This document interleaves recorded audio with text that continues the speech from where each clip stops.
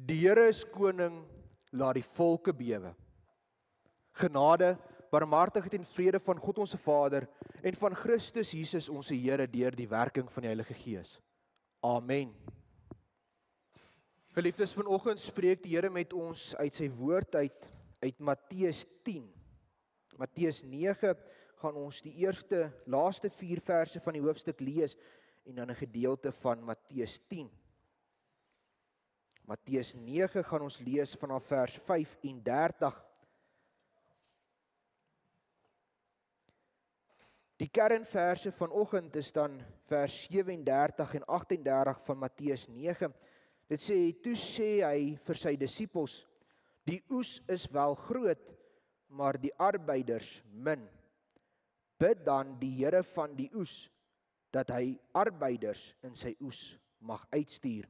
Geliefdes, ons lees saam Matteus 9 vanaf vers 35. En Jesus het by al die stede en dorpe rondgegaan en in hul sinagoges geleer en die evangelie van die koninkryk verkondig. En elke siekte en elke kwaal onder die volk genees.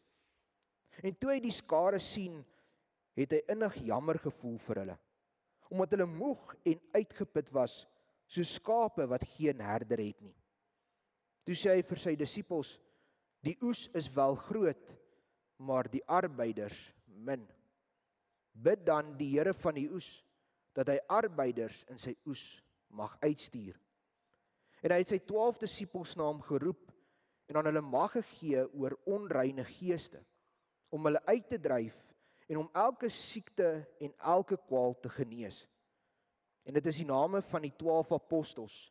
Die eerste, Simon wat Petrus genoem word, en Andreas sy broer, Jakobus die seun van Zebedeus, en Johannes sy broer, Filippus en Bartolomeus, Thomas en Matteus die tollenaar, Jakobus die seun van Alfeus en Lebbeus wat genoem word Tadeus, Simon Kananites en Judas Iskariot die een wat hom verraai het. Jesus het hierdie 12 uitgestuur en hulle bevel gegee en gesê, moenie gaan op pad na die heidene nie, en moenie ingaan in 'n stad van die Samaritane nie, maar gaan liewer na die verlore skape van die huis van Israel, en gaan preek en sê, die koninkryk van die hemele het naby gekom. Maak siekes gesond, reinig melaatses, wek dooies op, dryf duiwels uit. Julle het dit verniet ontvang, verniet moet julle dit gee. Geliefdes, sover die woord van die Here, salig is elkeen wat dit hoor en dit in sy hart bewaar. Kom ons word stil voor God in gebed.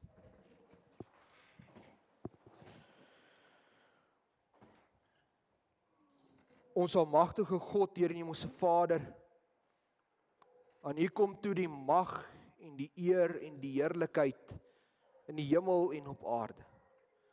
Here, in hierdie dag wil ons U lof besing, Here, want U is die groote skepper, wat al hierdie dinge gemaak het en vandag nog onderhou, en so onderhou U ook die kerk. U onderhou hierdie gemeente. En in dankbaarheid buig ons voor U neer as ons dink aan alles wat U vir ons doen. Maar Here, soos wat Jesus dit oplet, is die oes groot. Die mense is moeg. Daar's arbeiders nodig. En die arbeiders is min, daarom bid ons in hierdie oggend, Here, dat U ook arbeiders sal uitstuur vir die oes, arbeiders wat vir U sal gaan werk om ook die oes in te bring. Here, ons bid en ons vra dat U in die mense se harte sal werk. Dat U mense sal oprig, dat hulle sal weet, ons werk nie vir onsself nie, ons werk vir die koning van die koninkryk. Here, en dis 'n eer om dit te kan doen. Daarom bid ek in hierdie oggend vir ons elkeen, dat U ons harte sal open, dat ons die woord hoor wat U vanoggend vir ons spreek. Here, dat ons 'n deel sal maak van ons bestaan. Ja, maak ons harte ontvanklik. Here, en gee dat ons hande en ons voete ook as offer sal dien om die werk te gaan doen vir U.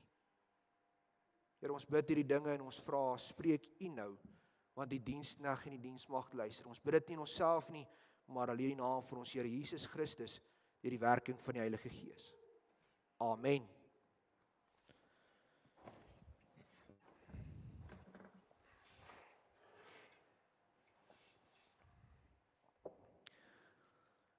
Geliefde gemeente van ons Here Jesus Christus, ons lewe in 'n wonderlike tyd, veral as ons dink aan die landbou.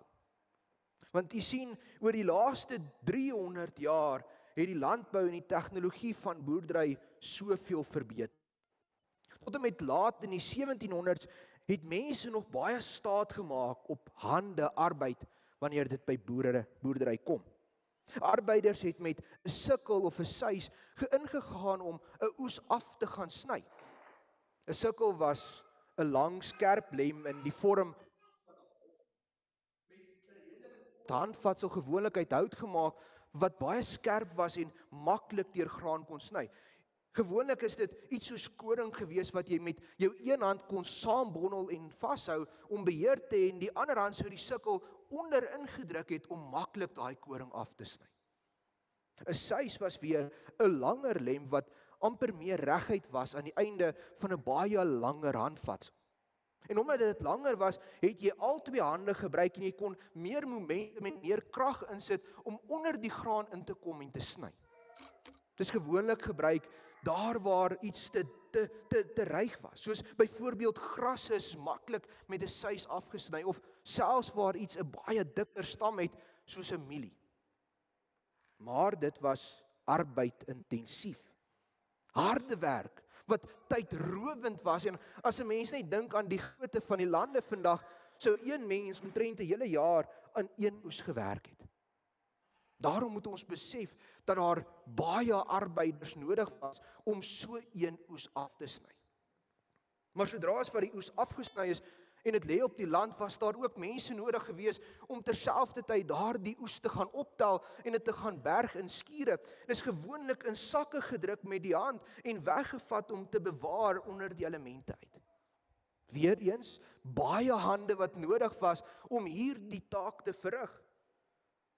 En daai graan moes dan iewers verwerk word. So is daar byvoorbeeld mense gewees wat met die hande 'n mielie moes afdors van die stronk af om die mieliepitte te kon gebruik, of die graan soos koring is binne in 'n meel gegooi wat deur diere aangedryf is, wat 'n groot klip is wat hierdie goed geskei het van die kaf om uiteindelik dit bruikbaar te hê.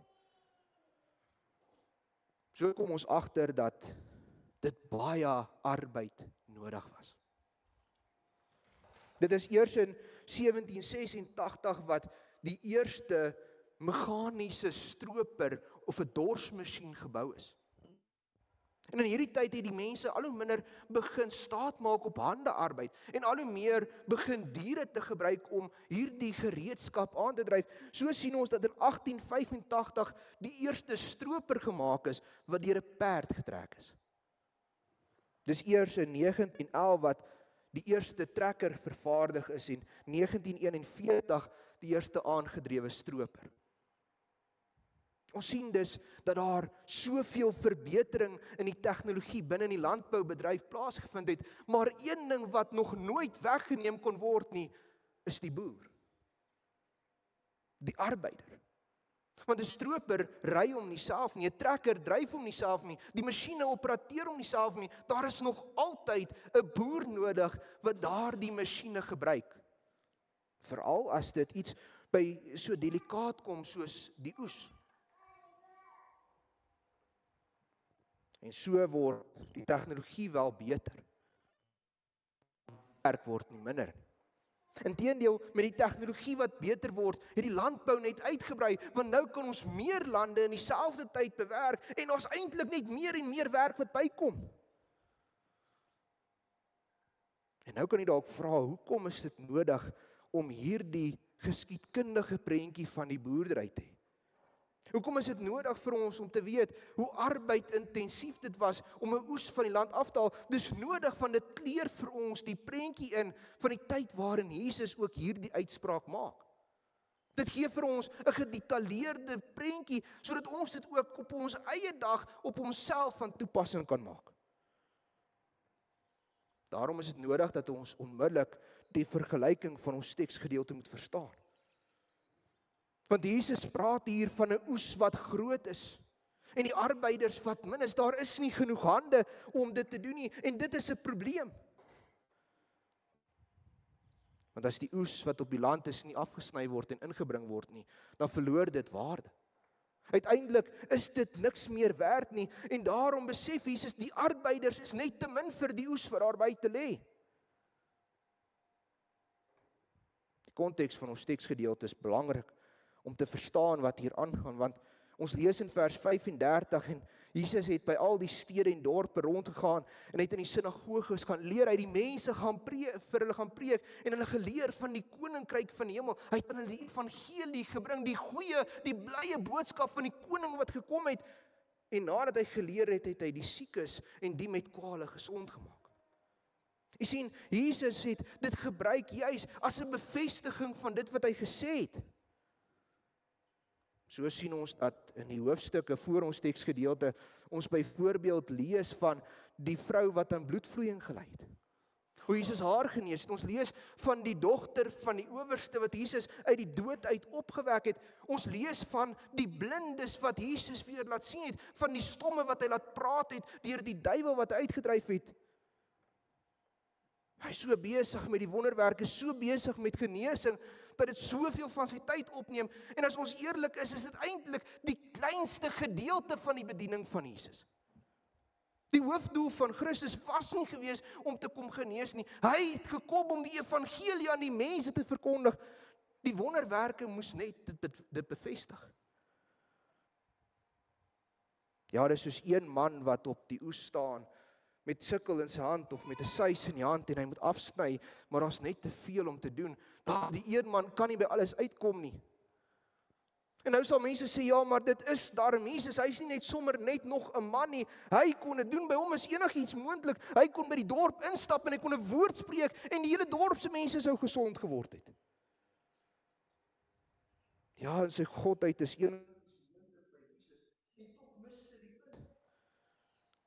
Jy sien, het nie gegaan oor genesing nie. Jesus het die wonderwerke gebruik om die geloof te bevestig. Hy het gepreek en dan bevestig hy dat hy geloofwaardig is. Die mense kan in hom glo, daarom het hy die wonderwerke gedoen. Maar dit vra ook dat die mens na hom toe moet kom. Die mens moet in geloof by hom kom stil word. Die mens moet glo dat Jesus hom sal red. Daarom sou dit die punt mis as hy net 'n woord gespreek het en die dorp is genees. Nee, hy wou gehaat het, kom na my toe. Dis iets wat hy vandag nog wil hê. Ons moet na hom toe kom. En hy sal ons red. Hy sal ons genees.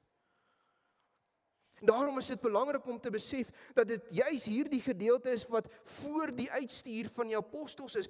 Want net hierna dan stuur Jesus die apostels om as arbeiders in die oes te gaan werk. Hierdie is 'n voorbereiding op die werk wat wag. Ja, en hy stuur hulle nie na die heidene nie. Hy stuur hulle nie na die Samaritane toe nie. Nee, ons lees in Matteus 10 vers 6 tot 7 dat hy hulle stuur na die verlore skape van die huis van Israel. En hy sê, gaan preek en sê vir hulle, die koninkryk van die hemel het naby gekom. Jy sien, as Jesus opkyk na die skare mense, dan sien hy mense wat moeg is. Mense wat uitgeput is. Nie omdat hulle vir ure vir hom staan en wag nie. Nee, hy sien die moegheid in die mense wat so skape is sonder 'n herder, wat niemand het wat hulle leiding gee nie. En hy stuur die apostels juis om te gaan sê dat die koninkryk het naby gekom, die groot herder het gekom, julle moet hom net volg. Luister net na sy roepstem, gaan na die herder toe, julle is nie meer sonder herder nie. En as hulle dit vir die volk verkondig, moet hulle ook die malaatses reinig. Hulle moet ook die siekes gesond maak, die dooies opwek, die duiwels uitdryf, om te bevestig dat dit wat hulle sê waar is.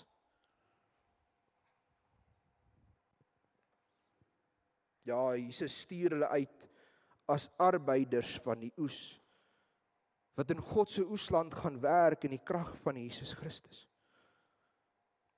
Nou geliefdes, wat is die oesland? Waarvan praat ons hierso as ons die vergelyking gebruik? En om dit te verstaan kan ons so 3 hoofstukke verder blaai, want in Matteus 10 lees ons weer van 'n oesland. Ons lees 'n saaier wat in die land ingaan en sy saad gaan saai, en daar waar die saad in die goeie grond val, kom dit op en dit dra vrug.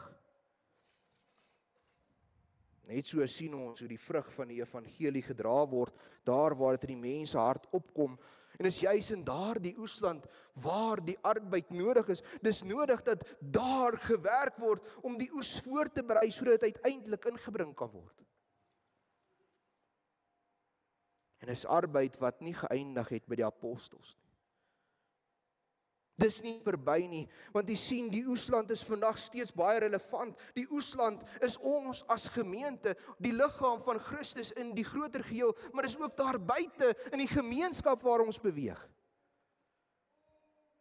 Ons word geroep as arbeiders om daar te gaan werk vir God. Nou sal jy dalk sê, reg, Dominee, dis jou werk. Jy's die arbeider.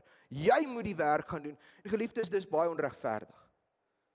Dis soos een man wat met 'n sikkel staan en hy moet al daai oes van die land afhaal. Dit kan nie gebeur nie. En daarom is dit nodig dat daar meer arbeiders moet wees wat deel is van hierdie proses. Deel is daarvan om die oes uit te haal, want Jesus sê dat die oes is groot en die arbeiders min.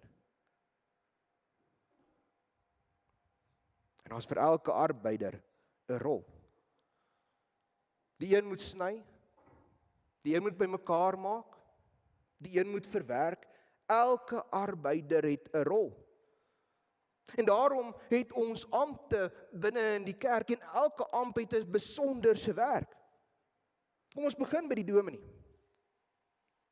Ek is in die ampt van 'n lerende ouderling. Dit beteken dat waar ek hier werk is my beste, my grootste taak om die leer van Christus aan die gemeente te verkondig. Ek moet u leer wat in die koninkryk aangaan. Ek moet vir u die woord van God kan oopbreek, terwyl ek terselfdertyd ook in die geestelike lewe van u omgaan. Ek moet toesien dat u gelukkig is, dat u die Here ken en dat u 'n verhouding met hom het. Die ouderling ampt is 'n regerende ampt. Dit beteken nie die baas van die kerk is en dat hulle regeer soos wat hulle wil nie, want Christus is die koning, Christus regeer die kerk, maar hy gebruik mense. En daarom gebruik hy die ouderling juis om toe te sien dat die gemeente binne die wil van God ook leef en funksioneer. Daarom is dit die ouderling se werk om toesig te hou oor die leer en die lewe van die gemeente. En wanneer 'n lidmaat dan ook teen die wil van God leef, om hulle in liefde terug te trek na God toe. Die diakenampt. Die hoofrol van die diaken is diens van barmhartigheid. Ja, dis hulle werk om toe te sien dat die wees en die weduwees na omgesien word. Hulle is die wat sien dat die liggaam van Christus fisies in die daaglikse brood, maar ook geestelik gevoed en versorg is. En ja, daar's baie ander mense wat 'n deel het in hierdie oesland. Dis nie net die kerkraad wat werk nie, want elkeen van ons het die algemene ampt van Christen. Elkeen van ons moet oral waar ons gaan besig wees om in die koninkryk te werk, maar God het spesifiek mense aangewys wat in die besonders die taak kan doen. Besonderse arbeiders is. Daarom is dit nodig dat ons vanoggend as gemeente ook saam vergader. Saam kerkraad roep. Maar dit is belangrik dat ons besef, ons het dit onsself uit doen nie. Nee, ons moet bid soos wat Jesus vir ons sê in vers 38, dat hy die arbeiders vir die oes sal stuur. Daarom het ons die laaste paar weke voorbidding gedoen, dat die Here sal manne roep. Daarom gaan ons net nou as ons die vergadering open, voorbidding doen dat die Here die regte mense sal aanwys en dat hulle bereidwillig sal verklaar om in die oes te gaan werk, want geliefdes, die oes is groot. En die arbeid is min. Mag die Here daarom self vir hom arbeiders vir die oes aanwys. En mag hulle bereid wees om die diens in die koninkryk te doen tot eer van die koning. Amen. Kom ons bid saam.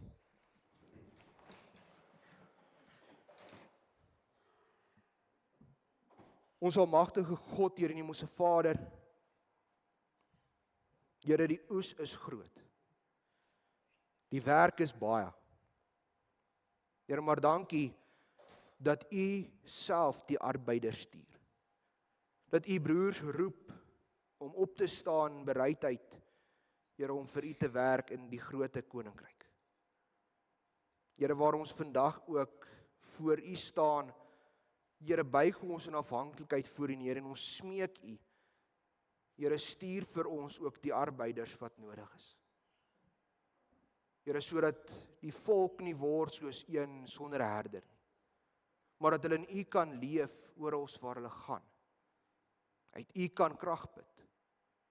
Here, en vir U die arbeider sal wees. Here, ek bid en ek vra, wees met elkeen van ons lidmate. U ken elkeen van ons situasies, U weet waardeur ons gaan in die lewe. Here, maar maak ons bereid om ook vir U te werk, om die koninkrykswerk te doen as ons daar buite beweeg. Here, want ons hoef nie 'n ampt te beklee om 'n kind van U te wees nie. Ons hoef nie 'n ampt te beklee om die werk van die koninkryk te doen nie. Gebruik ons daarom elkeen oral waar ons gaan. Here, ek bid vir die week wat voorlê, dat U ook ons sal lei, dat U ons sal dra en weer sal terugbring na U Vaderhuis in die komende week. Here, ons bid dit alles nie in onsself nie, maar ons bid dit in die naam van ons Here Jesus Christus deur die werking van die Heilige Gees. Amen. Geliefdes, ontvang dan nou die seën van die Here en gaan lewe in sy liefde en in sy vrede. Die genade van ons Here Jesus Christus, die liefde van God ons Vader en die gemeenskap met die Heilige Gees, sy met u elkeen. Amen.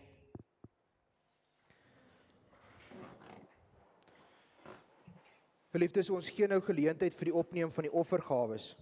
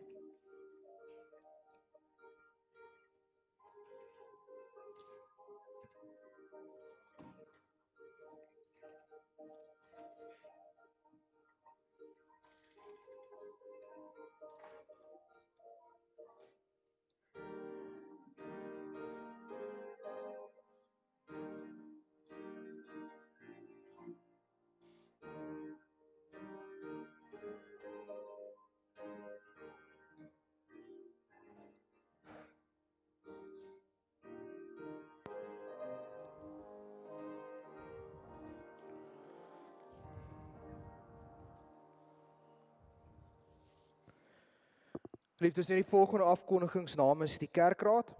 Vir voorbidding dink ons aan ons gemeente en aan ons lidmate daar waar hulle is. In besonder dink ons aan Tannie Mariaan van Sail wat nog met die gebreekte been sukkel. Sy sê dit gaan al beter, sy het nog steeds baie seer, maar ons is dankbaar ook as daar beterskap is. Dan dink ons aan oom Koos nog wat sukkel met die gesondheid. Ons dra vir oom voor die Here op. Ons dink aan oom Kobus Du Plessis wat in was vir 'n voetoperasie so week en 'n half terug.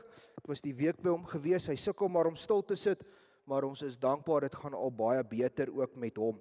Geliefdes, dan dink ons in ons gebed ook aan Tannie Rina Snyman wat môre die 10de Maart Bloemfontein toe gaan om 'n internis te sien om ook meer toetse te kan doen om agter te kom wat is fout.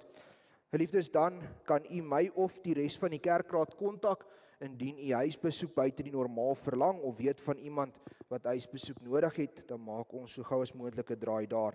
Tannie Hanlie, dankie vir die speel van die klavier vanoggend. Dit word waardeer. Geliefdes, dan het ons kerkraadsvergadering direk nou na die afkondigings hier in die kerk. U kan net so bly sit met die doel om kerkraad ook te verkies in hierdie oggend. Geliefdes, dan die kerkskiet. Ons het die advertensies uitgestuur en Tannie Elsa hulle is baie besig om al die goed te doen, maar ons vra dat u asseblief daar waar u gaan nog steeds vir ons kyk vir donasies en borge en dan asseblief die kerkskiete adverteer. Dis een van die groot goed is om skits daar te kry op die dag is baie belangrik. So die advertensies is uitgestuur op die groepe, stuur hulle uit. Eleanor, dankie vir die moeite daarmee, dit word waardeer, dit lyk altyd so netjies, maar stuur dit uit en maak seker die skakel word saamgestuur. Dit is so maklik om te registreer op die skakel, ek het dit in die week gedoen. So as u wil kom skiet, vul hom in, stuur hom in, dat ons weet wat se skits daar is, maar stuur dit uit, dat almal weet van die skiet asseblief, dit is altyd baie lekker.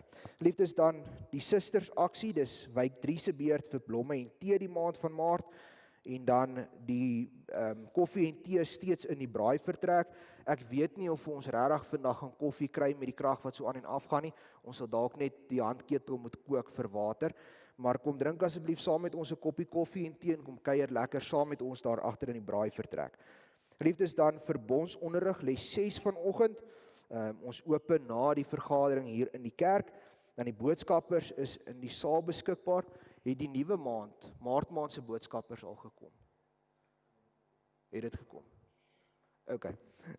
Dit sal volgende week dan Maart maand se nie sal wees. Reg. Geliefdes, en dan verjaarsdag vandag, wil ons vir Hesna sê baie geluk met haar verjaarsdag. So hoop dis vir jou baie mooi dag en 'n baie mooi jaar. Mag die Here vir jou nog baie jare spaar en ek hoop jy word baie bederf vandag. En dan geliefdes, die 12de Maart is oom Piet Raal en die 15de Maart is Luandri van Heerden wat verjaar. Ons sê vir hulle geluk met hulle verjaarsdag. Mag die Here hulle ryklik seën in hierdie nuwe lewensjaar. Geliefdes, dis die afkondigings. U kan net so bly sit, dan gaan ons oor tot die kerkraadsvergadering waartoe die gemeente ook dan opgeroep word. Ek wil net van die bo af onder toe skuif.